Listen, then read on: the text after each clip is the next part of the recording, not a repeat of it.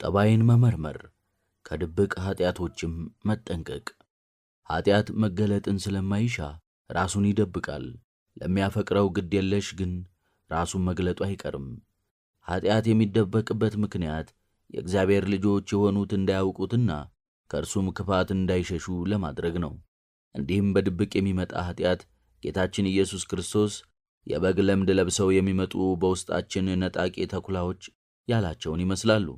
ማቴዎስ ወንጌል ምዕራፍ 7 ቁጥር 15። ሐሰተኛ መምህር ማንነቱን ሳይገልጥ በሐሰት ትምህርቱ እንደሚያሳስት ኃጢአትም በላይ መልካም በመምሰል ሰዎችን ያሳስታል። ሰዎችን በኃጢአት የሚፈትነው ዲያብሎስም ክፉ ሥራውን መልካም አስመስሎ በማሳየት ነው። ቅዱስ ጳውሎስ የብርሃን መልአክ እስኪመስል ራሱን ይለውጣልና በማለት እንዳስተማረው ሁለተኛ ቆሮንቶስ ምዕራፍ 11 ከቁጥር 14 እስከ 15። ስለዚህ ሰዎች የእግዚአብሔር የሆነውንና የሰይጣን የሆነውን ለይተን ለማወቅ የሚያስችለንን ማስተዋልና ጥበብ ከእግዚአብሔር እንለምናለን። ምክንያቱም የእግዚአብሔር እየመሰለን ባለማወቅ በሰይጣን መንገድ ልንሄድ እንችላለንና ነው። በመጽሐፍም ለሰው ቅን የምትመስል መንገድ አለች፣ ፍጻሜዋ ግን የሞት መንገድ ነው በማለት ተነግሯል። ምሳሌ ምዕራፍ 14 ከቁጥር 12፣ ምሳሌ ምዕራፍ 16 ቁጥር 25። ይህን የመሰለ የሐሰትና የጥፋት መንገድ ስላለ ሰዎች በመታለልና ባለማወቅ ሊጠፉ ይችላሉ። እግዚአብሔርም ሕዝቤ ዕውቀት ከማጣቱ የተነሣ ጠፍቷል ብሏልና ሆሴ ምዕራፍ 4 ቁጥር 6። ጠቢቡ ሰለሞንም ደግሞ ከዚህ በመነሳት በፍጹም ልብህ በእግዚአብሔር ታመን፣ በራስህም ማስተዋል አትደገፍ በማለት መክሯል። ምሳሌ ምዕራፍ 3 ቁጥር 5። እንዲሁ ሁሉ ደግሞ ቅዱስ ዳዊት አቤቱ ፍለጋህን ሁሉ አሳየኝ፣ መንገድህንም አስተምረኝ በማለት ደጋግሞ ጸልዮአል። መዝሙር 118። የእግዚአብሔር ቅዱስ መንፈስ ያደረባቸውና የእርሱ ምርጦች የሆኑት እንዲህ በማለት የሚጸልዩ ከሆነ እኛ ደግሞ እግዚአብሔር ጥበብና ማስተዋልን እንዲሰጠንና ሳናውቅ ተደብቆ ሊጥለን ከሚመጣብን ኃጢአት እንዲያድነን አብዝተን መጸለይ ይገባናል። ጥበበኛ ሰው ፍጹም አለመሆኑን ጠንቅቆ ስለሚያውቅ ምንጊዜም ራሱን ይመረምራል። በመጽሐፍም የጠቢብ ዓይኖች በራሱ ላይ ናቸው፣ ሰነፍ ግን በጨለማ ይሄዳል ተብሏል። መክብብ ምዕራፍ 2 ቁጥር 14። ስለዚህም ራሳችንን እንድንመረምርና ከድብቅ ኃጢአቶች እንድንጠነቀቅ የሚመክርና የሚያስተምር ያስፈልገናል። መጽሐፍ የሰነፍ መንገድ በዓይኑ የቀናች ናት፣ ጠቢብ ግን ምክርን ይሰማል ተብሎ ተጽፏልና ምክርንና ትምህርት አበውን በጽኑ የምንከታተል ልንሆን ያስፈልጋል። ምሳሌ ምዕራፍ 12 ቁጥር 15። ይህም ሲባል ከእግዚአብሔር ያልሆነውን መልካም ያይደለውን ምክር እንስማ ማለት አይደለም። ብዙዎች በሐሰተኛና የተሳሳተ ምክር ጠፍተዋልና እኛም እንጠንቀቅ ለማለት ነው። ኢሳይያስ ምዕራፍ 3 ቁጥር 14። ለምሳሌም የበለዓም ምክር የሐሰትና ክፉም ነበር። መሳፍንት 22። የሮብዓምም አወዳደቅ ከክፉ ምክር የመነጨ ነበር። አንደኛ ነገሥት ምዕራፍ 12 ቁጥር 10። ስለዚህ ነገር ጌታችን ኢየሱስ ክርስቶስ ጸሐፍት ፈሪሳውያንን ዕውሮች መሪዎች በማለት ዘልፏቸዋል። ምክራቸው ክፉ ነበርና የማቴዎስ ወንጌል ምዕራፍ 23 ከቁጥር 13 እስከ 16። በሌላው ትምህርቱም ዕውር ዕውርን ቢመራው ሁለቱም ወደ ጉድጓድ ይወድቃሉ ሲል ተናግሯል። የማቴዎስ ወንጌል ምዕራፍ 15 ቁጥር 14። እንግዲህ በስህተት የሚመሩት እነዚህ ከእግዚአብሔር ስላይደሉና የተቀደሱም ስላልሆኑ ከእነርሱ ምክር መራቅ ተገቢ ነው።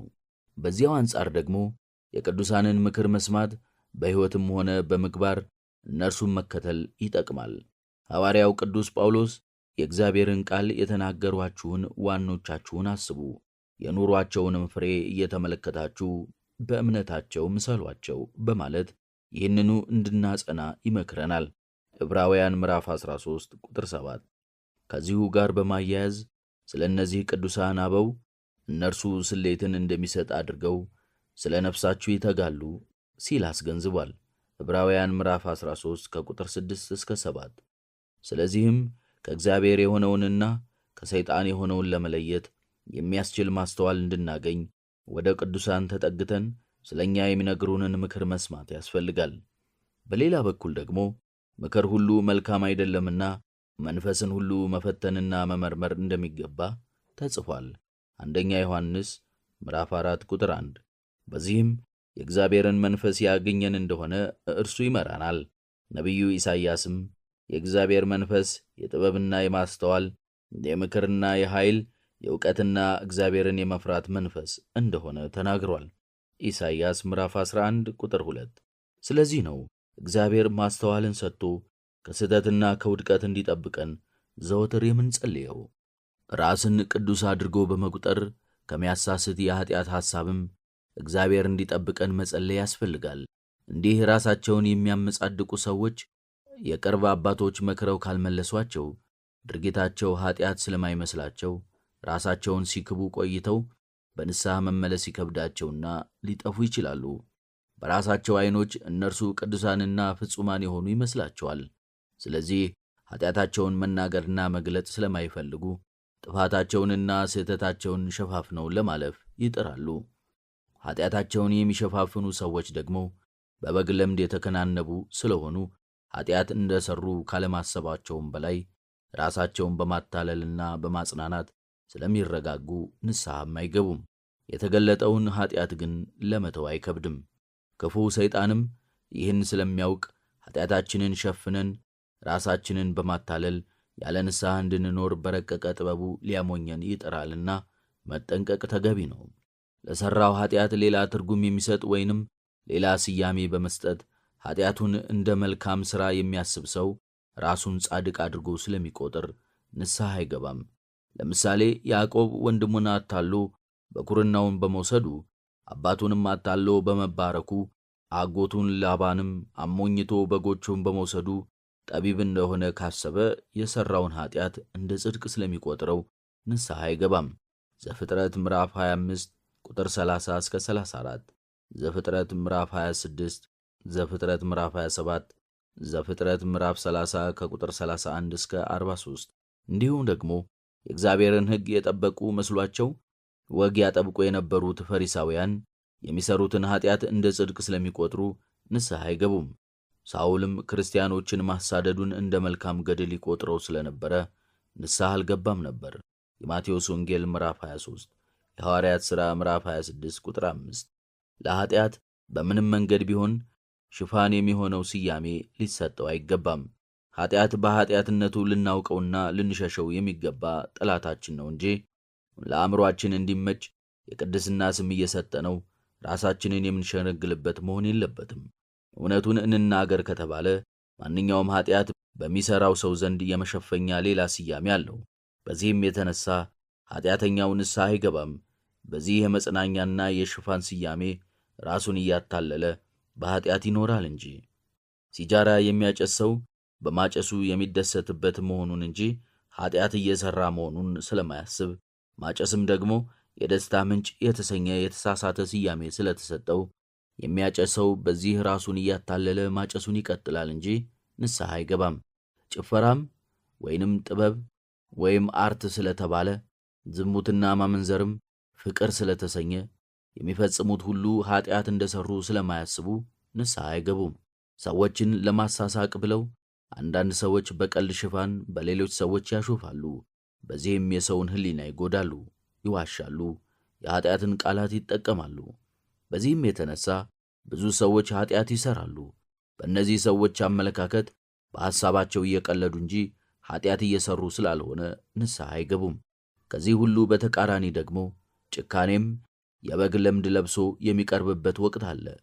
ለምሳሌ ጨካኝ አባት ልጁን በሥነ ሥርዓት እንዳሳደገ ራሱን ይቆጥራል እንጂ ጭካኔው ኀጢአት መሆኑን አያስብም። ለዚህም በራእይ ምዕራፍ 2 ቁጥር 27 የተጻፈውን አብነት አድርጎ ሊጠቀስ ይችላል። በቁጡነቱም ጽድቅ የሠራ ይመስለዋል። ነገር ግን ቅዱስ ዳዊት አቤቱ በቁጣህ አትቅሰፈኝ ያለውን ዘንግቶታል። መዝሙር 6:1 ይህን ሥራውን እንደ ኀጢአት ላይ ቆጥረው ይችላል። ክርስቲያኖችን ከምድረ ገጽ ለማጥፋት ያሳድድ የነበረው ሳኦል በዚያ ሁሉ ጭካኔው ጽድቅን እንደሚሠራ ያስብ ነበር። ጌታችን ኢየሱስ ክርስቶስም በወንጌል የሚገሏችሁ ሁሉ እግዚአብሔርን እንደሚያገለግል የሚመስልበት ጊዜ ይመጣል ብሏልና ዮሐንስ ምዕራፍ 16 ቁጥር 2፣ የሐዋርያት ሥራ ምዕራፍ 26 ቁጥር 9 እስከ 11። በንስሐ ከተመለሰና የሚያሳድዳትን ወንጌልንና ክርስትናን መስበክ ከጀመረ በኋላ ስለ ቀደመ ኑሮ ሲናገር ቅዱስ ጳውሎስ ለሕግ ስለ መቅናት ብትጠየቁ ቤተ ክርስቲያንን አሳዳጅ ነበርኩ ብሏል። ፊልጵos ምዕራፍ 3 ቁጥር 6። ይህ ሁሉ ጭካኔውና በክርስቲያኖች ላይ ያደረሰው መከራ ለእግዚአብሔር ቤት በመቅናትና በመቆርቆር ለሚፈጸም ተግባር የተሰጠውን ስያሜ ወስዶ ነበር። ስለዚህም ይህንን ሲፈጽም የነበረው ሰው ንስሐ እንዲገባ አይጠበቅበትም፣ በእርሱ አእምሮ ኃጢአትን አልሠራምና። ከዚህም ሌላ ብዙ በቅድስና ሽፋን በተቀደሰ ሥራ ስም የሚጠሩ ኃጢአቶች አሉ። በአጠቃላይ ኃጢአት በራሱ እውነተኛ ስም እንዲጠራ አይፈለግም፣ ፈጻሚዎቹ ይቸገራሉና። በሃይማኖት ረገድ ኑፋቄ አስተምረዋል ተብሎ የተነገረባቸው ሰዎች ሲጠየቁ ስህተታቸውን አምነው አይቀበሉም። ለማሰብ መብትና ነጻነት አለን ነው የሚሉት። በእርግጥ ነጻነት አላቸው፣ ነገር ግን በተሳሳተ ትምህርታቸው እንዲያሳስቱ ነጻነት የላቸውም። ነጻነት አለን በማለት በማሳሳታቸው የቀጠሉ እንደሆነ ግን በፍርድ መጠየቃቸው አይቀርም። ሐዋርያው ቅዱስ ጳውሎስ ከሰበክንላችሁ ወንጌል የተለየ የሚሰብክላችሁ የተረገመ ይሁን ብሎ አስተምሯል። ገላትያ ምዕራፍ 1 ቁጥር 7-9። እነዚህን የመሰሉ የሚያሰናክሉ ሰዎች ተዉ ቢሏቸው እንኳ በጅ አይሉም። ሕይወትን አስተማርን እንጂ አሰናከልን ብለው አያምኑምና። በእኛ በኩል ግን ለኃጢአት ከሚሰጥ የሽፋን ስያሜና ትርጉም ራሳችንን ማራቅና ኃጢአትን በኃጢአትነቱ መሸሽ ያስፈልጋል። የእግዚአብሔርን ቃል መሪ ማድረግና በያዝነው ሃይማኖት ጸንተን መገኘት፣ በቅድስናና በንጽሕና የራስን ሕይወት መጠበቅ፣ ኃጢአትን መግለጥና በእርሱም ላይ መናዘዝ፣ ንስሐ መግባትና የእግዚአብሔርን ይቅርታና ምሕረት መጠየቅ ያስፈልጋል። ይህም ራሳችንን መመርመርና ከኃጢአት ሽንገላ መራቅ ነው። ማንም ለኃጢአቱ የሽፋን ስያሜ እየሰጠ ራሱን የሚሸነግል ሰው ንስሐ አይገባም፣ በመንፈሳዊ ሕይወትም ለመኖር አይችልም። ራሱን የሚመረምር ኃጢአቱን የማይሸፍን በልቦናው መታደስ የተለወጠው ሰው ግን ንስሐ ይገባል፣ ሕይወትንም ያገኛል። ሮሜ ምዕራፍ 12 ቁጥር 2። ከሚወዱት ኃጢአት መሸሽ፣ ደካማ ጎንን ማረም። ኃጢአተኛ የሚያሰኘው በብዙ ወይንም በሁሉም ኃጢአት መውደቅ ብቻ አይደለም። አንድም ኃጢአት ቢሆን ከፈጣሪው ስለሚያጣላው ኃጢአተኛ መሆኑ አይቀርም። ስለዚህ ማንኛውም ሰው ኃጢአት የሆነውን ሁሉ ከመስራትና ኃጢአትንም ከመውደድ መለየት አለበት። ኃጢአት በሰውና በእግዚአብሔር መካከል ያለውን ግንኙነት የሚያሰናክል ታላቅ እንቅፋት ነው። ስለዚህ ሰው የሚወደውን ኃጢአት የተቋቋመ እንደሆነ በመንፈሳዊ ሕይወቱ ባለድልና አሸናፊ ይሆናል። ኃጢአትን መቋቋም አሸናፊ የሚያደርግ ከሆነ ብዙውን ኃጢአት ተቋቁሞ በአንዱ መውደቅ ረብ የሌለውና የማይጠቅም ስለሆነ በኃጢአት ሁሉ ላይ አሸናፊነትን ለመቀዳጀት መጣር ያስፈልጋል። ምክንያቱም ሰይጣን ልንቋቋመው ባልቻልነው ኃጢአት ገብቶ በልቦናችን ግዛቱን ካስፋፋ በኋላ ከፈጣሪያችን ሊለየን ይችላልና ነው። አንዲት የመርፌ ቀዳዳ የምታክል ቀዳዳ ግዙፉን መርከብ ለመስጠም ታበቀዋለች። አንዲትም ነቁጣ እድፍ ያማረውን ሸማ ታቆሽሸዋለች።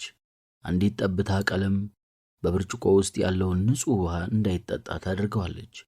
በሌሎች ትምህርቶች ሁሉ ጥሩ ውጤት ያመጣ ተማሪ በአንዱ ቢወድቅ ከኮሌጅ ሊመረቅ አይችልም። በመሆኑም የወደቀበትን ትምህርት እስኪያልፍና ጥሩ ውጤት እስከሚያመጣ ድረስ መማርና ማጥናት አለበት።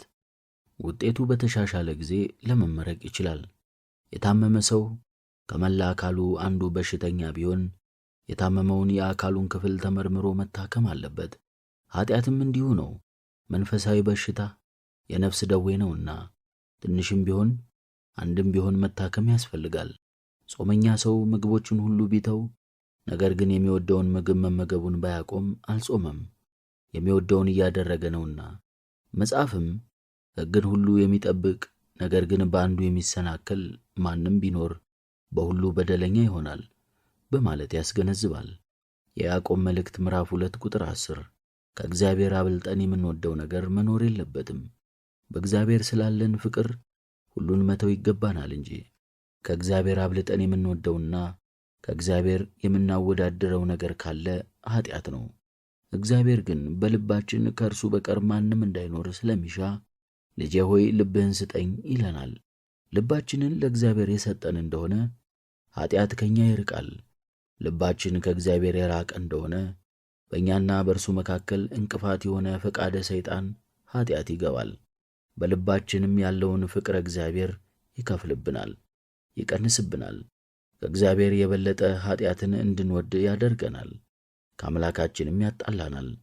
አባታችን አዳምና እናታችን ሔዋን ንጽሕናቸውን አጥተው ከእግዚአብሔር ጋር ለመጣላት የበቁት ልባቸውን ለምክረ ከይሲ ለእባብ ሰጥተው ዕፀ በለስን ወደው ነው።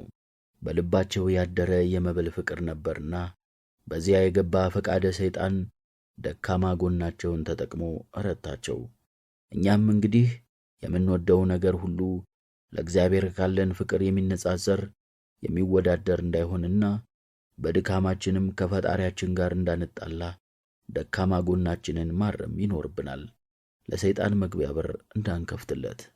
ብዙ ሰዎች በሰሩት መልካም ምግባር ይመጻደቃሉ፣ በዚህ ጥቂት ምግባራቸውም ኃጢአታቸውን ያካክሳሉ። ይሁን እንጂ እግዚአብሔር አምላክ ይህን የመሰለውን የኃጢአት ማካካሻ አይቀበለውም። በመጽሐፍ እንደተጻፈ በቤተ መቅደስ ሲመጻደቅ የነበረው ፈሪሳዊ በጌታ ዘንድ ተቀባይነት ማጣቱ በቂ መረጃና ምሳሌ ነው። የሉቃስ ወንጌል ምዕራፍ 18 ከቁጥር 9 እስከ 14። እስራኤልም በመሥዋዕታቸው በጸሎታቸውና ሰንበትን በማክበራቸው ይመጻደቁ ነበር፣ እግዚአብሔር ግን አልተቀበላቸውም። ኢሳይያስ ምዕራፍ 1 ቁጥር 11 እስከ 16። እግዚአብሔር ፈሪሳዊውንም ሆነ እስራኤላውያንን ያልተቀበላቸው በልቦናቸው የነበረውን ክፉ ሐሳብ ለበረከትና ለጸጋ ብለው ሳይሆን በልማድ በፈጸሙት መልካም ምግባር ለማካካስ በመሞከራቸው ነው። ምክንያቱም ዛሬ የተሠራ ኃጢአት የሚወገደው ንስሐ በመግባት ነው እንጂ ትናንት በተኖረ የቅድስና ሕይወት ወይንም በተሠራ በጎ ምግባር ተጣጥቶ ወይንም ተካክሶ አይደለም። ስለዚህ ምንጊዜም ቢሆን ኃጢአት የሆነውን ሁሉ መዋጋት ያስፈልጋል። በልቦናችን ኃጢአትን እያሰብንና እየሠራን በቀደመ ማንነታችን ከመመጻደቅ ይልቅ በግልጽ ከራሳችን ጋር ልንዋጋ፣ ደካማ ጎናችንን ልንጠግንና ከኃጢአትም ልንለይ ይገባል። የእግዚአብሔርን ትእዛዛት ሁሉ የፈጸመው ወጣት የእግዚአብሔርን መንግሥት እንዳይወርስና ዘላለማዊ ሕይወትንም እንዳያገኝ እንቅፋት የሆነበት ገንዘብ መውደዱ ነበር። የማቴዎስ ወንጌል ምዕራፍ 19 ከቁጥር 16 እስከ 22። የዚህ ወጣት ደካማ ጎኑ በልቦናው ያደረው ፍቅረ ነዋይ ነበር። ስለዚህም ያለህን ሸጠህ ለድሆች ስጥና ተከተለኝ በተባለ ጊዜ እያዘነ ሄደ።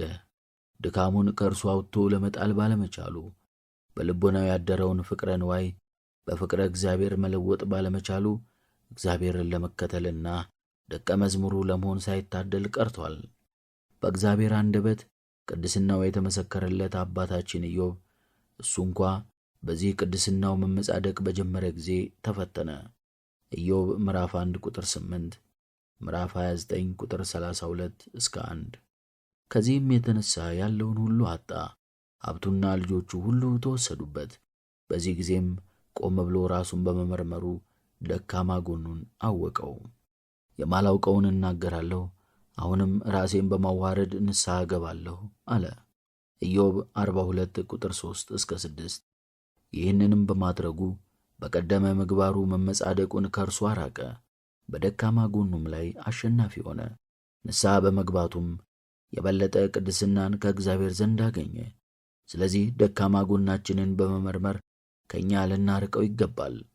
ሳይወድ በግዱ መንፈስ ቅዱስ አፉን ከፍቶ ፊቱን ጸፍቶ ስለ መድኃኒታችን ትንቢት ያናገረው ነቢዩ በለዓምም ለውድቀት የበቃው ገንዘብ በመውደዱ ነው። ዘሁልቅ ምዕራፍ 22 ቁጥር 12፣ ዘሁልቅ ምዕራፍ 22 ቁጥር 38፣ ዘሁልቅ ምዕራፍ 23 ቁጥር 5፣ ዘሁልቅ ምዕራፍ 24 ከቁጥር 3 እስከ 4፣ ምዕራፍ 15 ከቁጥር 16። ንጉሥ ሰለሞን የወደቀው ሴት በመውደዱ ነው። በዚህ ድካሙ የተነሳም ወደቀ። አባታችን አብርሃምም በፍርሃት የተነሳ በውሸት ወደቀ። ቅዱስ ጴጥሮስም በችኩልነቱ ወደቀ። ቶማስም ድካሙ ጥርጣሬ ነበር። አባታችን ያዕቆብም ድካሙ በሰው መመራቱ ነበር። ሊቀ መላእክት የነበረውን ሳጥናኤልንም ለውድቀት ያበቃው ትዕቢቱ ነው። ኢሳይያስ ምዕራፍ 14 ቁጥር 13 እስከ 14። ማንም ሰው ቢሆን በጊዜው ካላረመው በድካሙ የተነሳ ይወድቃል። ስለዚህ የምንወደውን ኃጢአት መሸሽና ደካማ ባሕሪያችንን በመመርመር ልንቋቋመው ከእኛም ልናስወግደው ያስፈልጋል። በንስሐ ጊዜም ቢሆን በእነዚህ ነገሮች ላይ ማተኮር ይገባል። እኛነታችንን ከምንወደው ኃጢአት የለየን እንደሆነ ያን ጊዜ የእግዚአብሔር ፍቅር ሕይወታችንን የሚመራው መሆኑን እናውቃለን። ዘላለማዊውን ሕይወትና የሚጠበቅብንን ማሰብ። መንፈሳዊ ጉዞአችን ረጅም ከመሆኑ የተነሳ መላ የሕይወት ዘመናችን አይበቃውም። ስለዚህ በዘመናችን ሁሉ ከእኛ ምን እንደሚጠበቅ በእርግጠኝነት ማወቅ አለብን። ከዚህ አንጻርም ጉዞውን ጀምረን በመጓዝ ላይ ነንን? ወይስ ጥቂት ከተጓዝን በኋላ ቆመናል? ወይስ ገና መጓዝ አልጀመርንም? በማለት ራሳችንን መጠየቅ ተገቢ ነው። ከእኛ የሚጠበቀው ማመን ብቻ ሳይሆን የቅድስናን ሕይወት መኖር ነው። ስለዚህም ሐዋርያው ቅዱስ ጴጥሮስ የጠራችሁ እርሱ ቅዱስ እንደሆነ እናንተም ቅዱሳን ሁኑ በማለት ተናግሯል። አንደኛ ጴጥሮስ ምዕራፍ 1 ቁጥር 15። እንዲሁም ደግሞ ሐዋርያው ቅዱስ ጳውሎስ እግዚአብሔርን በመፍራት ቅድስናን ፍጹም እያደረግን ሥጋንና መንፈስን ከሚያረክስ ሁሉ ራሳችንን እናንጻ በማለት መንገዳችን የቅድስናን ጉዞ አብነት በማድረግ ወደ ቅድስናው መጓዝ እንዲሆን ይጠበቅብናል። ሁለተኛ ቆሮንቶስ ምዕራፍ 7 ቁጥር 1። ከዚህም በተጨማሪ ትቀደሱም ዘንድ ፈልጉ፣ ያለ እርሱ ጌታን ሊያይ የሚችል የለምና ሲል ቅዱስ ጳውሎስ አስገንዝቧል። ዕብራውያን ምዕራፍ 12 ቁጥር 14። ቅድስና የጉዞ ፍጻሜ አይደለም። ይሁን እንጂ ወደ ቅድስና ልንደርስ የቅድስናንም ሕይወት እየኖርን በውስጡ ማለፍ ያስፈልጋል። መንፈሳዊ እድገታችን ከፍጹምነት እስክንደርስ መቀጠል ያለበት እንጂ በተወሰነ ደረጃ ላይ የሚያቆም መሆን የለበትም። ጌታችን ኢየሱስ ክርስቶስም የሰማይ አባታችሁ ፍጹም እንደሆነ ፍጹማን ሁኑ በማለት አስተምሯል። የማቴዎስ ወንጌል ምዕራፍ 5 ቁጥር 48። ቅዱስ ጳውሎስም ከዚህ በመነሳት ፍጹማን የሆንን ሁላችን በደረስንበት በዚያ እንመላለስ በማለት ግባችን ቅድስና እንዲሆን ይመክረናል። ፊልጵስዩስ ምዕራፍ 3 ቁጥር 14 እስከ 15። ይህ መመላለስም ከእግዚአብሔር የሚሰጠውን የፍጹምነት ጸጋ እስከ ማግኘት መሆን እንደሚገባው ነግሮናል። ፊልጶስ ምዕራፍ 3 ቁጥር 19። ወደ ፍጹምነት የሚያደርሰውን የቅድስና ሕይወት መኖር ማለትም ዓለምን ለማዳን ሰው የሆነው ክርስቶስ ያስተማረውንና በሥራ ያሳየውን በመከተል መኖር ነው። በእርሱ እኖራለሁ የሚል እርሱ ክርስቶስ እንደተመላለሰ ደግሞ ሊመላለስ ይገባዋል ሲል ቅዱስ ዮሐንስ የተናገረው ለዚህ ነው። አንደኛ ዮሐንስ ምዕራፍ 2 ቁጥር 6። ይህ የቅድስናና የፍጹምነት ሕይወት ወሰንና ልክ የሌለው ስለሆነ ቅዱሳን እንኳን ራሳቸውን ኃጢአተኞች ነን እያሉ ሲያሳንሱ እናገኛቸዋለን። ለዚህ ምሳሌ ሊሆነን ከሚችሉት ብዙዎች መካከል አንዱ ቅዱስ ጳውሎስ ነው። ኃጢአተኞችን ሊያድን ክርስቶስ የሆነ ኢየሱስ ወደ ዓለም መጣ፣ ከኃጢአተኞችም ዋና እኔ ነኝ በማለት ተናግሯል። አንደኛ ጢሞቴዎስ ምዕራፍ 1 ቁጥር 15። እርሱ ራሱን የኃጢአተኞች ዋና ካደረገ እኛ ደግሞ ስለ ራሳችን ምን ልንል እንችላለን? ቅዱስ ጳውሎስ በተሰጠው ጸጋ ከሁሉም ሐዋርያት የበለጠ ለወንጌል አገልግሎት ደክሟል። አንደኛ ቆሮንቶስ ምዕራፍ 15 ቁጥር 10። በብዙ ሀገሮችም ሰብኳል። 14 መልእክታትን ጽፏል። ብዙ ድንቅ ታምራትን አድርጓል። የሥጋን ውጊያ ታግሶ ትዕቢትን አሸንፏል። ሁለተኛ ቆሮንቶስ ምዕራፍ 12 ቁጥር 7። ወደ ሦስተኛው ሰማይ ድረስ አርጎ የሚያስደንቁ ቃላትን ሰምቷል።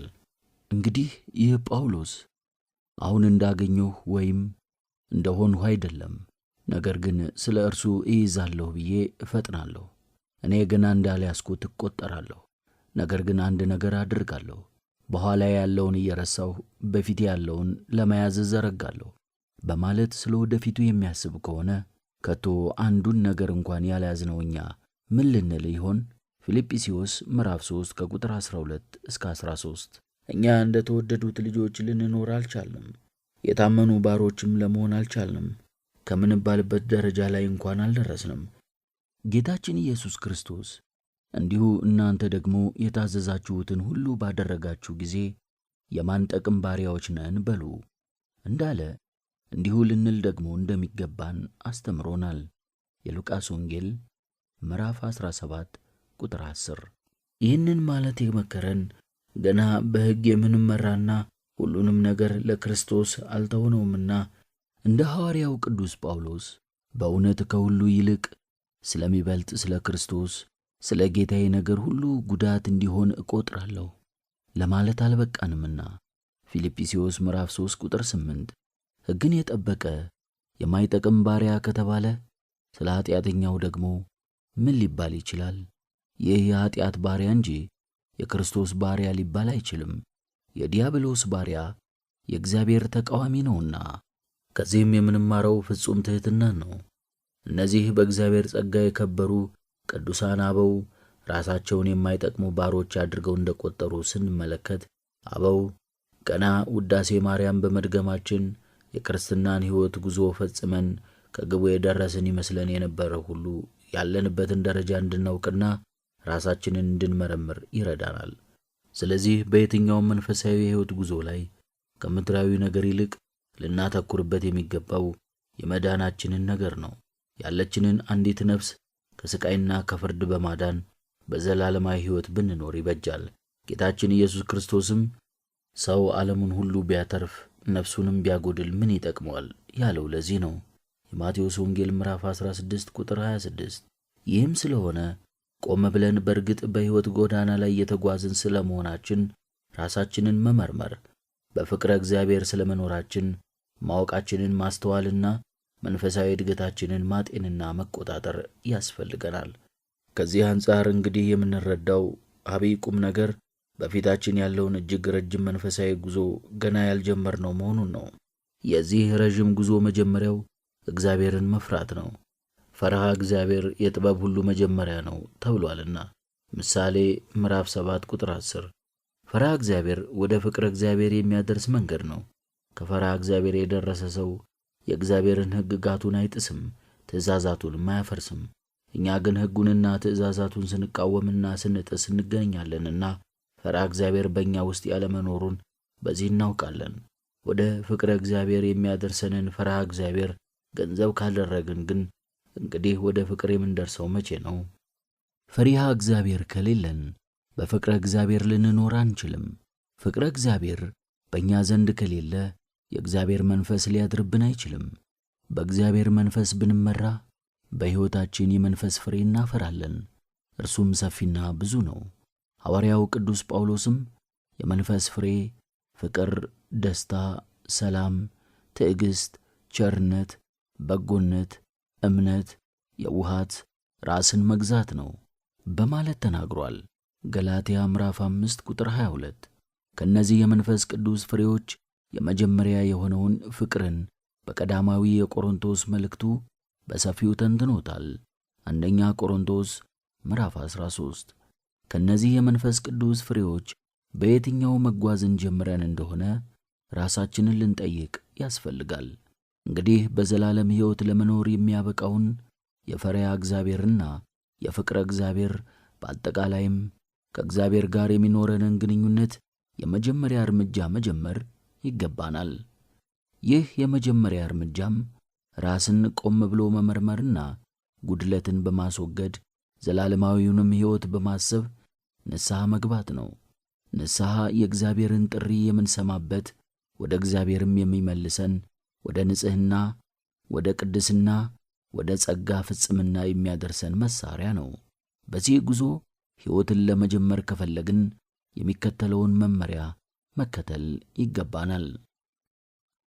የኃጢአትን ፍቅር ለማስወገድ ፍቅረ እግዚአብሔርን ማጽናት። ሰው በልቦናው ከሁሉም ነገር ነፃ ሆኖ ለመኖር አይችልም። ወይ የመልካም አሊያም የክፉ ሐሳብ ማደሪያ ነው የሚሆነው። በፍቅረ እግዚአብሔር ወይንም በፍቅረ ዓለም የተያዘ ነው የሚሆነው። ይሁን እንጂ እነዚህን ሁለቱን ተቃራኒ ነገሮች ለማስተናገድና በሁለቱም ደስተኛ ለመሆን አይቻለውም። የእግዚአብሔር ቃልም የዓለም ወዳጅ ሊሆን የሚወድ ሁሉ የእግዚአብሔር ጠላት ሆነዋል በማለት ምስክርነቱን ገልጧል። ያዕቆብ ምዕራፍ 4 ቁጥር 4። ሌሎችን ነገሮች መውደድ ከደጉና ከቸሩ አምላክ ከእግዚአብሔር ጋር የሚያጣላ ከሆነ ከፍቅረ እግዚአብሔር የበለጠ በልቦናችን ሊያድር የሚገባው ሌላ መኖር የለበትም። የእግዚአብሔር ፍቅርም ጥልቅና ጠንካራ ነው። ከዚህም የተነሳ በልቦናችን ያለውን ማንኛውንም ሌላ ፍላጎት ያስወግድልናል። እንግዲህ ፍቅረ እግዚአብሔርን በንስሐ የምናገኘው ከሆነ በልባችን ያደረው ፍቅረ እግዚአብሔርም የሰለጠነብንን የኃጢአት ፍላጎት የሚያስወግድልን ከሆነ ንስሐ አንዱን ፍላጎት በሌላ መለወጥ ነው በማለት አንድ ቅዱስ አባት መናገሩ ትክክል ነው። ይህም ንስሐ የዓለምና የሥጋ ፍላጎት በሆነው የኃጢአት ፍላጎት ፈንታ መንፈሳዊውንና የጽድቅን ከእግዚአብሔር ጋር ለዘላለም የሚኖረውን ሕይወት መተካት ነው። በመሆኑም ልቦናችን ከእግዚአብሔር ፍቅርና ከሰማያዊ የዘላለም ተስፋ የተለየ እንዳይሆን ጸንተን የዓለምን ፍላጎትና ኃጢአትን መቃወም ይኖርብናል። የዓለም ፍላጎት በመንፈሳዊ ሕይወታችን ላይ ተጽዕኖ በሚያደርግብን ጊዜ ሁሉ መንፈሳዊ በሆነው መሳሪያ በጾምና በጸሎት በመጠቀም ልንዋጋው ይገባል። የዚህ መንፈሳዊ ውጊያ ውጤት ደግሞ የእግዚአብሔርን ፍቅር በውስጣችን ጥልቅ እንዲሆን ይረዳናል። እግዚአብሔርን ፈጽሞ በሚያፈቅር ልቦና ኃጢአት ሊገባበት እንደማይችል ማወቅ አለብን።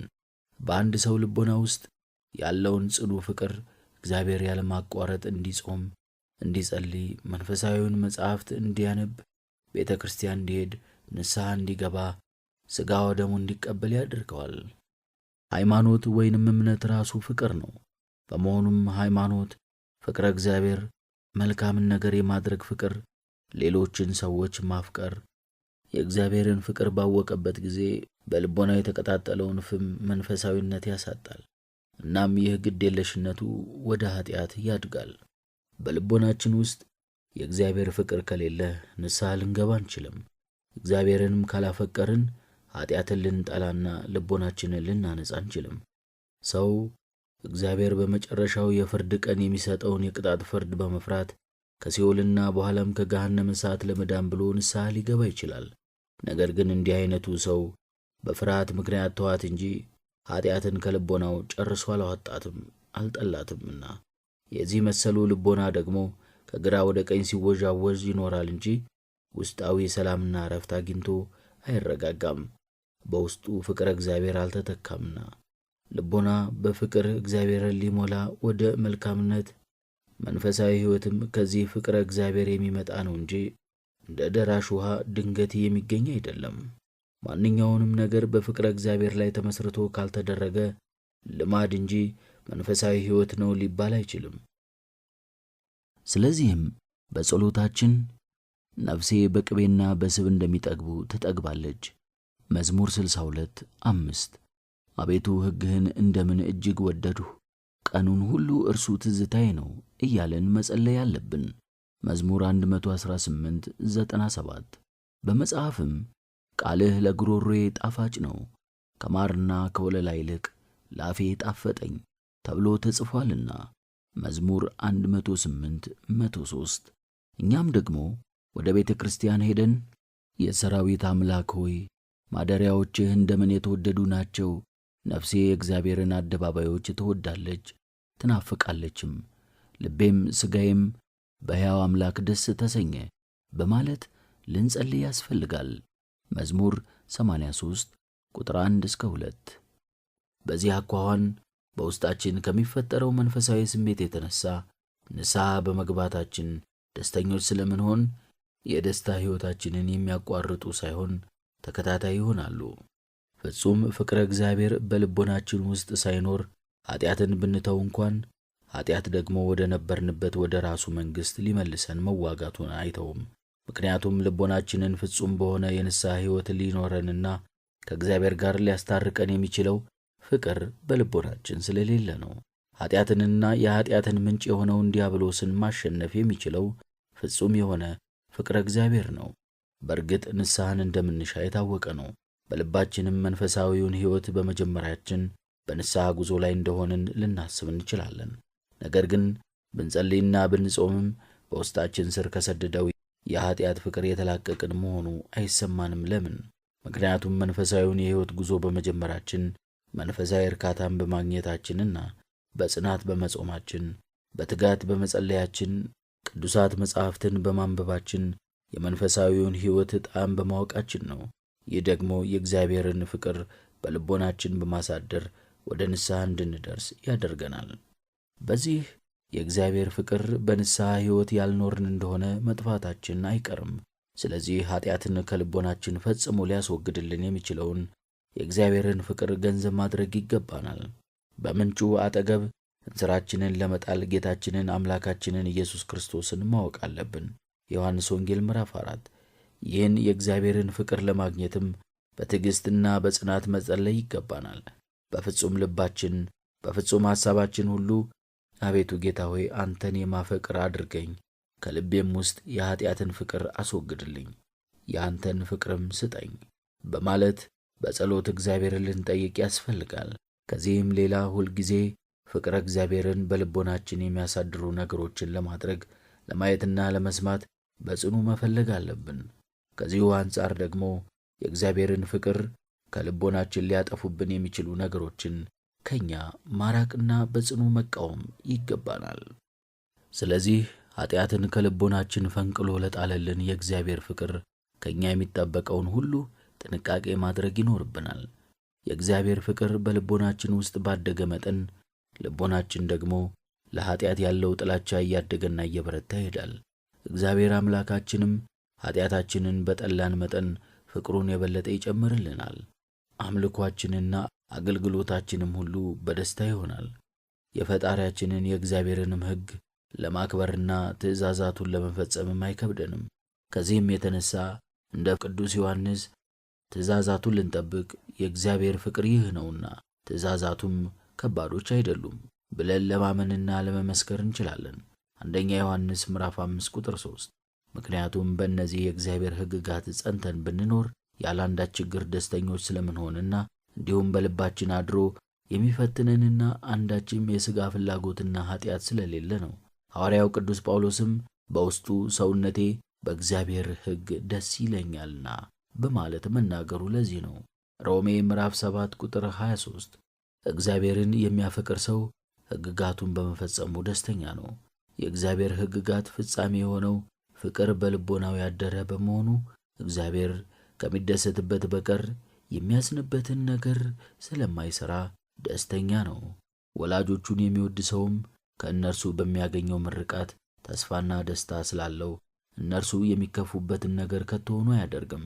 እንዲህ ያለ በፍቅረ እግዚአብሔር ላይ የተመሠረተ የቅንነትና የዋህነት ስሜት ያለው ሰው ያለምንም ችግር ንስሐ ሊገባ ይችላል። በልቦናው ፍቅረ እግዚአብሔር ለሌለው ሰው ንስሐ መግባት ከባድ ሸክምና አስቸጋሪ ነው።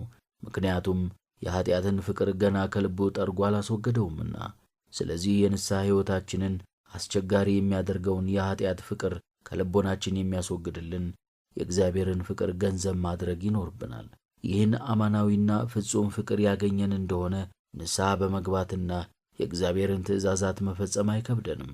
ንስሐ መግባት የተራራ ያህል ገዝፎ የገደል ያህል አስቸጋሪ ሆኖ የታየን እንደሆነ በልቦናችን ያለው የእግዚአብሔር ፍቅር ፍጹም አይደለም ወይንም ደግሞ ምንም ፍቅረ እግዚአብሔር የለንም ማለት ነው። ሐዋርያው ቅዱስ ዮሐንስ ጽድቅን የማያደርግ ሁሉ ከእግዚአብሔር አይደለም ብሏልና አንደኛ ዮሐንስ መልእክት ምዕራፍ 3 ቁጥር 10። በድጋሚም ከእግዚአብሔር የተወለደ ሁሉ ኀጢአትን አያደርግም፣ ከእግዚአብሔር የተወለደው ራሱን እንዲጠብቅ ክፉም እንዳይነካው እናውቃለን በማለት የእግዚአብሔር ፍቅር ካለን የኀጢአት ተቃራኒ ወደ ሆነው ሕይወት የሚያደርሰንን ንስሐ መግባትን ልንወደው እንደምንችል ነግሮናል። አንደኛ ዮሐንስ መልእክት ምዕራፍ 3 ቁጥር 9፣ አንደኛ ዮሐንስ መልእክት ምዕራፍ 5 ቁጥር 8። ከንስሐ ይልቅም የሚከብደንና የሚያስፈራን ኀጢአትን መስራት ይሆናል። በልባችን ካደረው ጽኑ የእግዚአብሔር ፍቅር የተነሳም እንዴት ይህንን ትልቅ ክፉ ነገር አደርጋለሁ፣ በእግዚአብሔር ፊት እንዴት ኀጢአትን እሠራለሁ እንላለን። ዘፍጥረት 39:9። ኀጢአትን ከጠላን ደግሞ ንስሐን እንወደዋለን። እርሱም የልብ ንጽሕናን ለማግኘት ያበቃናል። የእግዚአብሔር ፍቅር በልቦናችን ያለውን የኀጢአት ፍቅር አውጥቶ እንደሚጥልልን ስንገነዘብ እንዴት አድርገን ወደ ፍቅረ እግዚአብሔር ልንደርስ እንደምንችል እጨነቅ ይሆናል። ወደ እግዚአብሔር ፍቅር ሊያደርሱን ከሚችሉት ዋና ዋና መንገዶች መካከል የሚከተሉት ጥቂቶቹ ናቸው።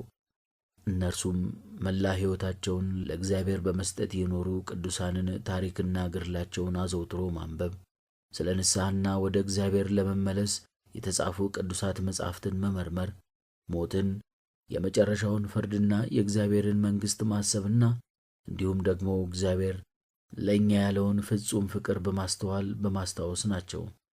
ስለዚህም ለንስሐ የሚያበቃውን ፍቅሩን በልቦናችን እንዲያሳድርልንና አዲስ ልብንም እንዲሰጠን ዘወትር ከእግዚአብሔር ጋር በጸሎት መነጋገርን አጥብቀን መያዝ ያስፈልጋል። ከእግዚአብሔር ጋር መታገልና እርዳታውን ገንዘብ ማድረግ። ኃጢአታችንን ከእኛ አስወግደን ንስሐ ለመግባት እንፈልግና ይህም ይሳካልን ይሆናል። በዚህ ጊዜ ግን በኃጢአት ላይ ድልን መቀዳጀት ከሰው አለመሆኑን ልናስታውስ ይገባል። ምክንያቱም ታላላቆችን ሁሉ ያሸነፈ ኃጢአት ያለ አምላካዊ እርዳታ በሥጋ ኃይልና ብርታት ሊሸነፍ የሚችል አይደለምና። ምሳሌ ምዕራፍ 7 ቁጥር 26። ቀደም ብለን የወደቅንበትና የጣለን ኃጢአት ከሆነ ዛሬም በእኛ ላይ ኃይል አለውና። ሐመርኋ ከውስጣችን ካለው የሥጋ ፍቃድ በተጨማሪ ውጊያው ከውጭም የሚሰነዘር በመሆኑ በእጥፍ ኃይለኛ ነውና። በመጽሐፍም እግዚአብሔር ከተማን ካልጠበቀ ጠባቂ በከንቱ ይተጋል ከመባሉም በላይ ጌታችን ኢየሱስ ክርስቶስ ያለ እኔ ምንም ልታደርጉ አትችሉም በማለት ተናግሯልና። መዝሙር 126 ቁጥር 1፣ የዮሐንስ ወንጌል ምዕራፍ 15 ቁጥር 5። የእግዚአብሔርን እርዳታ ሳንሻ በራሳችን ብቻ በምንሠራው ሥራ ሁሉ ብዙ ጊዜ እንወድቃለን። ቢሳካልን እንኳን እኛው በኃይላችን ወይንም በጥበባችን እንዳደረግነው በመቁጠር በራሳችን እንመካለን። ትዕቢት ደግሞ ሰይጣንን ያዋረደው በመሆኑ በሥራው ሁሉ የእግዚአብሔርን አጋዥነት መፈለግ መልካም ነውና። ከዚህ በፊት ባሳለፍነው የሕይወት ተሞክሮ በራሳችን ኃይል ንስሐ ለመግባት አለመቻላችንን አውቀናል። ብዙ ጊዜም ንስሐ ለመግባት ዝተን አልሆነልንም። በእግዚአብሔር ፊት ቆመንም ይህ ኃጢአት ደግሜ ብሠራው እንዲህ ልሁን እያልንም ምለናል። በራሳችን ስለተማመንንና የእግዚአብሔርን እርዳታ ስላልፈለግን አልተሳካልንምና ነው። ስለዚህም አንተ ግን እግዚአብሔር አምላኬ ነህና መልሰኝ፣ እኔም እመለሳለሁ በማለት የእግዚአብሔርን እርዳታ ደጅ ልንጠና ይገባናል። ኤርምያስ ምዕራፍ 31 ቁጥር 18። እግዚአብሔር ተነሳሂ ልቦና እንዲሰጠን እርሱን መጠየቅ ያስፈልጋል። እርሱ ራሱ ደግሞ አዲስም ልብ እሰጣችኋለሁ፣ አዲስም መንፈስ በውስጣችሁ አኖራለሁ፣ መንፈሴንም በውስጣችሁ አኖራለሁ፣ በትእዛዜም አስኬዳችኋለሁ ሲል ተናግሯልና። ሕዝቅኤል 36 ከቁጥር 26 እስከ 27። እርሱ አምላካችን የገባልንን ኪዳን እያሰብን ልቦናችንን ወደ ንስሐ እንዲመልስልን ብንጠይቀው በቃሉ የታመነ ነውና ያደርግልናል። ተነሳሂ ልብንም ይሰጠናል፣ በትእዛዛቱም የምንመራ ያደርገናል። ለዚህም ነው በቤተ ክርስቲያን ጸሎታችን በንስሐ ሄስጶ እርጨኝ፣ እነጻማለሁ፣ እጠበኝ፣ ከበረዶም ይልቅ ነጭ እሆናለሁ እያልን የምንጸልየው። መዝሙር 50 ቁጥር 7። ከኃጢአት የሚያጥበንና የሚያነጻን እግዚአብሔር እንጂ እኛ ራሳችንን አጥበን ልናነጻ አንችልምና በዳዊታችን በሰርክና በነገህ ጸሎታችን እንዲሁም በቅዳሴያችን ሁሉ ደጋግመን አቤቱ ጌታችን ሆይ ከክፉ ነገር አንጻን፣ ነፍሳችንንም ከሞተ ኃጢአት አድነን እያልን እንጸልያለን። በዚህም ንስሐ፣ ንጽሕናና ቅድስና ከእግዚአብሔር የሚገኙ በጸሎትም እግዚአብሔር ሊለመንባቸው የሚገቡ እንጂ እንዲሁ ያለ እግዚአብሔር እርዳታ በራስ ጥረት የሚመጡ አለመሆናቸውን ከቤተ ክርስቲያን እንማራለን። ይህም ወደ ንስሐ ሕይወት ለመድረስ የሚያስችለው ድልድይ ጸሎት መሆኑን ያስረዳል። ቅዱስ ይስሐቅም ከጸሎት በቀር ወደ ንስሐ ሊያደርስ የሚችል መንገድ እንዳለ የሚያስብ ማንም ሰው እርሱ በዲያብሎስ የተታለለ ነው በማለት የተናገረው ለዚህ ነው። ስለዚህም ሁልጊዜ እግዚአብሔርን የአንተን እርዳታ እሻለሁ፣ ከአንተ ውጪ ምንም ልሠራ አልችልምና በማለት ልንለምነው ያስፈልጋል። በፈጣሪያችንም ፊት ቆመን ፈቃድ አለኝና መልካሙን ግን ማድረግ የለኝም፣ የማልወደውን ክፉ ነገር አደርጋለሁና ዳሩ ግን የሚወደውን በጎውን ነገር አላደርገውም፣ እንደ ጠፋ በግ ተቅበዘበዝሁ፣ ትእዛዝህንም አልረሳሁምና ባሪያህን ፈልገው። አንተም እኔ ራሴ በጎቼን አሰማራለሁ፣ አስመስጋቸውም አለሁ፣ የጠፋውንም እፈልጋለሁ፣ የባዘነውንም እመልሰዋለሁ፣ የተሰበረውንም እጠግናለሁ፣ የደከመውንም አጸናለሁ ያልክ አይደለህምን? ሮሜ ምዕራፍ 7 ቁጥር 18 እስከ 19፣ መዝሙር 108 ቁጥር 176። ሕዝቅኤል ምዕራፍ 34 ከቁጥር 15 እስከ 16።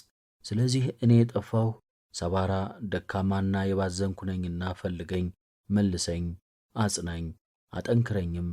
ደክሜያለሁና ንስሐ ልገባ አልተቻለኝም። ስለዚህም ለንስሐ የበቃሁ አድርገኝ በማለት እግዚአብሔር ኃይልና ብርታቱን እንዲሰጠን መለመን ያስፈልጋል። በተጨማሪም እግዚአብሔር አምላካችንን አንተ ከኃጢአት እንድትጠብቀኝ ቃል ግባልኝ፣ ደግሞም እናንተ ደካሞች ሸክማችሁ የከበደ ወደ እኔ ኑ እኔም አሳርፋችኋለሁ ብለሃልና አሳርፈኝ። የማቴዎስ ወንጌል ምዕራፍ 11 ከቁጥር 28። ዳግመኛም የሰው ልጅ የጠፋውን ሊፈልግና ሊያድን መጥቶአልና ያልክ አንተ ጠፍቻለሁና አድነኝ። የሉቃስ ወንጌል ምዕራፍ 19 ቁጥር 10። ከመጨረሻው ቅጣት ብቻ ሳይሆን ከኃጢአትም አድነኝ። ኢየሱስ የተባልክ አንተ መድኃኒት ሆነህ ሕዝብህን ለማዳን መጥተሃልና። የማቴዎስ ወንጌል ምዕራፍ 1 ቁጥር 21። በመጽሐፍም ስለ ድሆች መከራ፣ ስለ ችግረኞች ጩኸት አሁን እነሳለሁ መድኃኒት አደርጋለሁ ብለሃልና በኃጢአት ደዌ የታመምኩትን እኔን አድነኝ በማለት ልንለምነው ይገባል። መዝሙር 11 ቁጥር 5። የንስሐን ሕይወት ለማግኘት ኃይልን ከሚሰጥ ከእግዚአብሔር ጋር መታገል ያስፈልጋል። አባታችን ቅዱስ ያዕቆብም ካልባረከኝ አልለቅህም በማለት ከእግዚአብሔር ጋር ታግሎ በረከትን አግኝቷል። ዘፍጥረት ምዕራፍ 32 ቁጥር 26።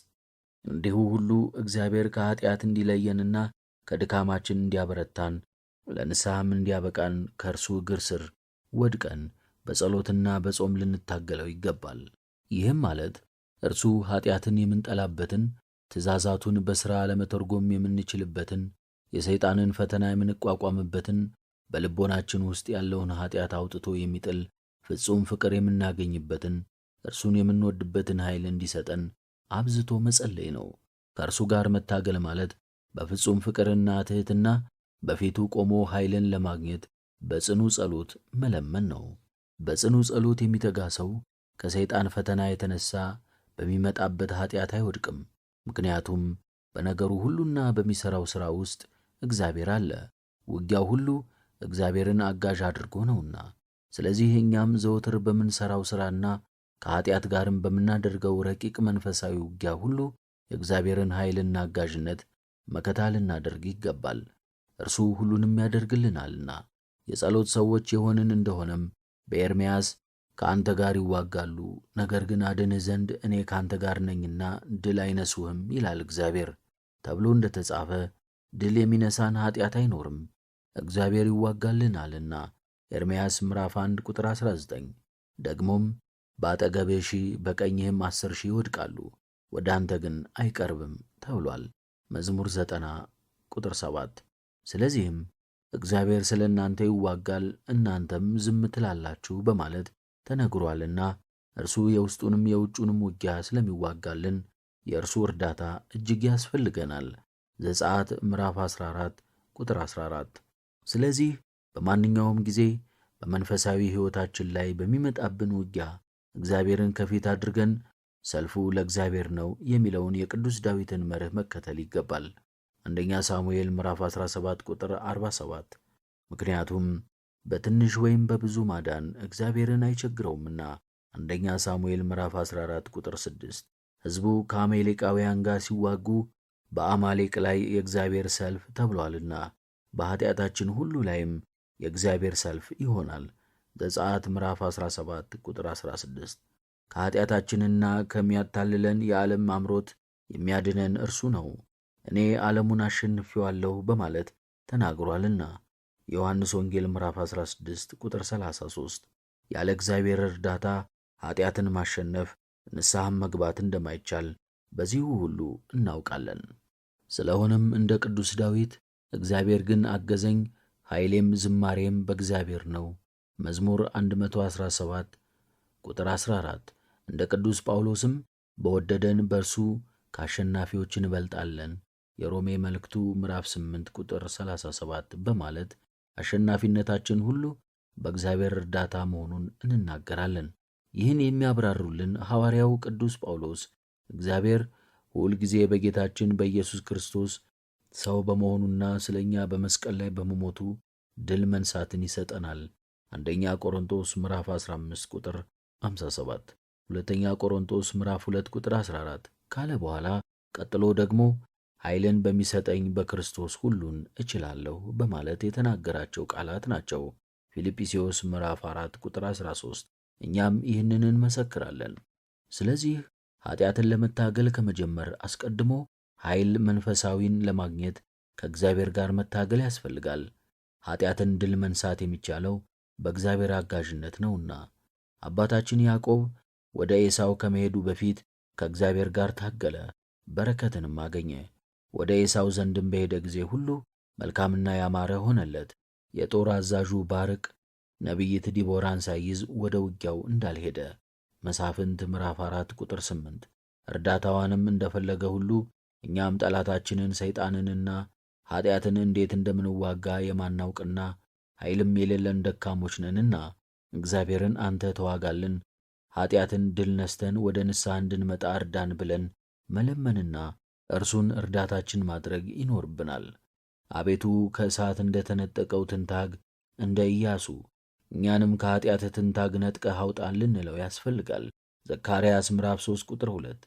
ኢያሱን ለማዳንና ለንስሐም ለማብቃት የእግዚአብሔር መልአክ ከሰይጣን ጋር እንደተዋጋ ለእኛም ይዋጋልን ዘንድ እግዚአብሔር ተራዳይ መልአኩን እንዲልክልን መለመን አለብን። ብዙ ጊዜ በመደጋገም የእግዚአብሔርን እርዳታ ለማግኘት ጸልየን ንስሐ ለመግባት አልቻለን ይሆናል። ልናስተውለው የሚገባን እውነታ የምንጸልየው ጸሎት ከእግዚአብሔር ፈቃድ ጋር ከተስማማ ያለ ጥርጥር መልስ የምናገኝ መሆኑን ነው። ብዙ ጊዜ ጸልየን መልስ ካላገኘን ግን ምናልባት የጸለይነው ንስሐን ከልብ በመፈለግ ላይሆን ይችላል፣ ወይንም ምናልባት ለጸሎት በምንቆምበት ጊዜ ጽናት የሌለንና ወዲያው የምንሰለች ሆነን ይሆናል። ኤልያስ የሚፈልገውን እስኪያገኝ ድረስ አልሰለቸም፣ በሰባተኛውም ጊዜ አገኘ። አንደኛ ነገሥት ምዕራፍ 18 ቁጥር 44። ያዕቆብ እስኪባረክ ታገለ፣ ተባረከም። ዘፍጥረት ምዕራፍ 32 ቁጥር 24። ሐመርኋ ምናልባት የምንጸልየው ጸሎት ያለ እምነትና ያለ መጸጸት ይሆናል። ምናልባት ለጸለይነው ጸሎት ፈጣን ምላሽ ቢሰጠን እኛን የማይጠቅመን ሊሆን ይችላል። ምክንያቱም ቅዱስ ባስልዮስ እንዳለው እግዚአብሔር ወዲያው ያገኘነውን ነገር እንደምናቃልለው ስለሚያውቅ ጥያቄያችንን ሳይመልስ ሊዘገይ ይችላል። የኃጢአትን መራርነት እንድናውቅና ዳግመኛም እንዳንመለስበት ለማድረግ ዝም ሊለን ይችላል። ምናልባትም እግዚአብሔር ምን ያህል ንስሐ እንደምንፈልገው ለማወቅና በጥያቄያችን የቱን ያህል እንደምንጸና ሊፈትነን ሲል ሊዘገይ ይችላል። ምናልባትም መልሱ ለመዘግየቱ ራሳችን ምክንያት ልንሆን እንችላለን። በአንደበታችን ተናግረን እንጠይቅና በልባችን ግን ንስሐን የማንፈልግ ልንሆን እንችላለን። በመጽሐፍም ዛሬ ድምፁን ብትሰሙት ልባችሁን እልኸኛ አታድርጉት በማለት የተነገረውን በመዘንጋት ንስሐችንን ልናዘገየው እንችል ይሆናል። ስለዚህ እኛ ራሳችን ተዘናግተንና እያንቀላፋን ሳለ እግዚአብሔርን እርዳን ብለን መጠየቅ የለብንም። እኛ እየሠራን የእግዚአብሔርን እርዳታ ልንጠይቅ እንጂ እኛ ተኝተን እግዚአብሔር እንዲሠራልን መጠየቅ አይገባንም። መጀመሪያ መሻቱ ሊኖረን፣ ከዚያም የእግዚአብሔር እርዳታ እንደሚያስፈልገን ልናምን፣ በመጨረሻም የአቅማችንን ያህል በመሥራት እግዚአብሔርም ከእኛ ጋር እንዲሠራ መለመን ያስፈልጋል። ምናልባትም ደግሞ አቅማችን ውስን ሆኖ ምንም ማድረግና መሥራት ባንችል ምንም ባለመሥራታችን ተስፋ መቁረጥ የለብንም። ጌታችን ምንም ለመሥራት ያልቻሉትን ረድቶ አድኗቸዋልና። ደም ይፈሳት የነበረችውን ሴት፣ እጁ የሰለለውን ሰው፣ ዕውሩን ሰው የዮሐንስ ወንጌል ምዕራፍ 9 ቁጥር 7፣ በጣራ የገባውን በሽተኛ የማርቆስ ወንጌል ምዕራፍ 2 ቁጥር 4፣ በመንገድ የወደቀውን ሰው የሉቃስ ወንጌል ምዕራፍ 10 ቁጥር 30፣ መጻጉዕን የዮሐንስ ወንጌል ምዕራፍ 5 ቁጥር 5፣ ሁሉንም እርሱ ረድቶ አድኗቸዋል። እርሱ ሙታንን እንኳን አስነስቷል። ኃጢአተኛም ስለ መተላለፉ የሞተ ነው። ኤፌሶን ምዕራፍ 52 ቁጥር 5። በሥጋው ሕያው ነው ሲባል በነፍሱ ግን የሞተ ነው። ራእይ ምዕራፍ 3 ቁጥር 2። እንግዲህ አምላካችን እግዚአብሔር የሞተውን የሚያስነሳ ከሆነ መሥራት አልቻልንም ብለን ተስፋ መቁረጥና መረበሽም አይገባንም። እርሱ የመጣው ሰው የሆነውና በመስቀል ተሰቅሎ የሞተው የኃጢአተኞችን ድህነት ሽቶ ነው። ወደ እርሱ መመለስ የቻሉት የጠፋውን ልጅ ይመስላሉ። መመለስ ያልቻሉት ደግሞ የጠፋውን በግና የጠፋውን ድሪም ይመስላሉ። የሉቃስ ወንጌል ምዕራፍ 15። እኛ ስለ ድህነታችን ባንጠይቅ እንኳ ሌሎች ሰዎች ስለ እኛ ባቀረቡት ጥያቄ ሊያድነን ይችላልና ተስፋ መቁረጥ የለብንም። ሎጥ የዳነው በራሱ ጥያቄ ሳይሆን በአብርሃም ምልጃ ነው። ዘፍጥረት ምዕራፍ 19 ከቁጥር 15 እስከ 16። ስለ እነዚህ ያሰበና ያዳናቸው እግዚአብሔር ለእኛም ደግሞ ያስብልናል። ተነሳሂ ልቦናም ይሰጠናል፣ ወደ እርሱም ይመራናል፣ አዲስም ልብ ይሰጠናል። ሕዝቅኤል ምዕራፍ 36 ቁጥር 26።